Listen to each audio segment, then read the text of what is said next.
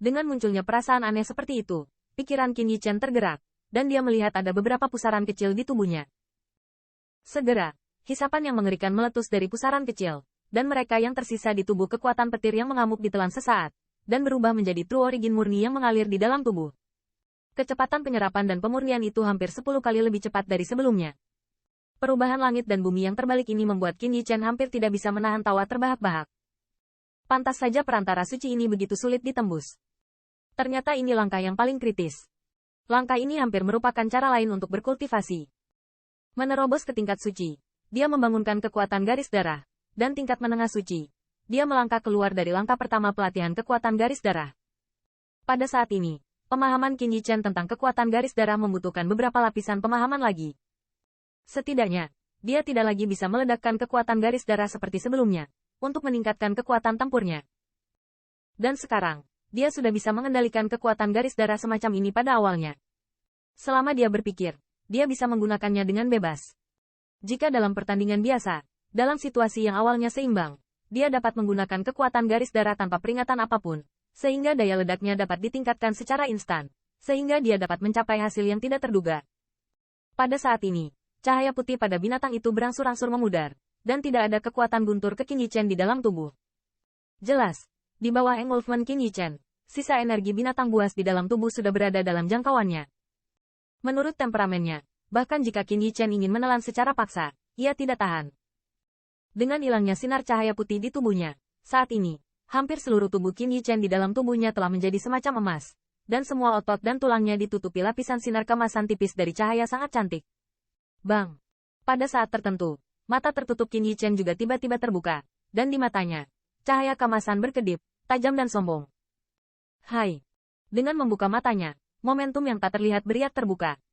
Puing-puing di sekelilingnya meledak menjadi tumpukan bubuk, dan bahkan di pegunungan di dua sisinya, itu retakan. Mata Qin Yichen bergerak, dan nafas yang kuat menyebar dari dalam tubuh. Aura ini beberapa kali lebih kuat dari sebelumnya. Awalnya Qin Yichen berpikir bahwa dia harus bertanya tentang angin seribu salju untuk menemukan peluang terobosan. Tetapi sumber guntur yang dimakan oleh binatang itu memberinya kesempatan ini secara kebetulan. Setelah beberapa saat berspekulasi, pikiran Qin Yichen bergerak, dan sinar kemasan di permukaan kulitnya berangsur-angsur menyatu. Namun, jika pembangkit tenaga listrik lebih akut, dapat diketahui bahwa di bawah otot yang tegang, ada kekuatan yang sangat menakutkan. Supreme dari Qin Yichen telah memasuki tingkat pencapaian hebat. Dengan keberadaan Supreme, sulit untuk menemukan beberapa orang di level yang sama yang ingin menyakitinya. Bahkan dengan kekuatan tubuh berdagingnya saat ini, bahkan di hadapan Holy Advanced Powerhouse, masih ada pertempuran. Berapa lama bocah kecil ini akan tidur? Melihat binatang yang sedang tidur di depannya, Qin Yichen mau tidak mau berbisik diam-diam. Saya tidak tahu apa asal-usul hewan kecil ini, dan bahkan keluar dari tripod setinggi 9 kaki, dan setiap penampilannya luar biasa. Sumber guntur ini, Qin Yichen menyerap paling banyak 1/10 dari 2 energi. Ini masih hewan kecil yang meluap karena tidak dapat menyerap 4. Terkadang Qin Yichen benar-benar meragukan bagaimana tubuh sekecil itu dapat menahan energi yang begitu mengerikan. Setelah belajar untuk waktu yang lama, saya menemukan bahwa binatang kecil itu masih belum menunjukkan tanda-tanda bangun, dan Qin Yichen juga dengan hati-hati mengembalikannya ke pelukannya. Saya tidak tahu apakah Lei Yunyu lolos. Setelah berdiri, tatapan Qin Yichen juga jauh melihat ke kejauhan, tetapi di matanya, ada sentuhan kerumitan.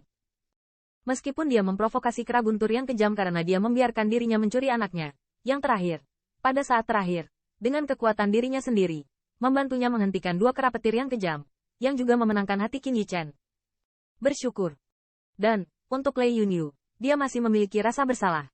Saya khawatir dia belum tahu. 2 kera guntur gila akan mengejarnya tanpa bisa didamaikan. Karena mereka mencuri, itu bukan hanya anak anjing. Ini adalah kesempatan bagi mereka untuk menembus level Seon. Di mata binatang buas itu, meskipun anak anjing itu penting, saya khawatir mereka jauh lebih penting daripada sumber guntur. Merampok sumber guntur mereka, 2 kera guntur yang kejam, pasti tidak akan menyerah. Apakah kamu ingin kembali dan melihat? Mungkin dia bisa membantunya. Setelah sedikit mengerang, Qin Yichen mengatupkan giginya, dan tubuhnya terbang kembali ke arah pelarian. Di masa lalu, menghadapi kera guntur yang kejam, dia mengalami beberapa kesulitan untuk melarikan diri. Tetapi sekarang terobosan tersebut telah membuatnya percaya diri, dan seharusnya tidak menjadi masalah untuk melarikan diri.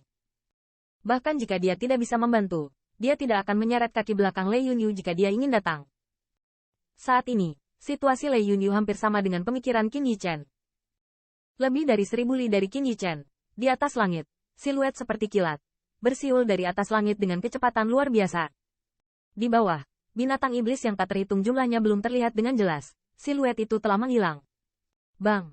Dan sementara banyak binatang iblis masih bertanya-tanya apakah mereka menyilaukan, tiba-tiba ada suara gemuruh di atas langit. Segera, binatang iblis yang tak terhitung jumlahnya ditemukan dalam kengerian. Dua kera guntur yang ganas memancarkan napas ganas berlari di udara. Mereka menginjak kaki mereka, dan jalur mata telanjang muncul di angkasa. Dengan sekali klik, tubuh mereka dengan cepat merobek ruang terbuka, bersiul lewat. Pegunungan dan hutan di bawahnya hancur karena momentum yang dibawa oleh dua kera ganas ini. Setelah mereka menghilang, binatang iblis yang tak terhitung jumlahnya masih gemetar ketakutan, mata mereka penuh ketakutan. Binatang iblis di tingkat raksasa semuanya memiliki konsep teritorial yang kuat. Bagaimana mereka bisa muncul di wilayah ini? Mungkinkah siluet seperti kilat di depannya? Pada saat ini, wajah cantik Lei Yunyu juga bermartabat. Dia telah mendesak kecepatannya hingga ekstrim. Tetapi dia merasa bahwa dua kera petir yang ganas itu masih tidak menyerah untuk mengejarnya. Bukankah kedua binatang ini gila? Satu anak? Tanda seru. Merasakan dua napas keras di belakangnya. Lei Yunyu mau tidak mau merasa tidak berdaya.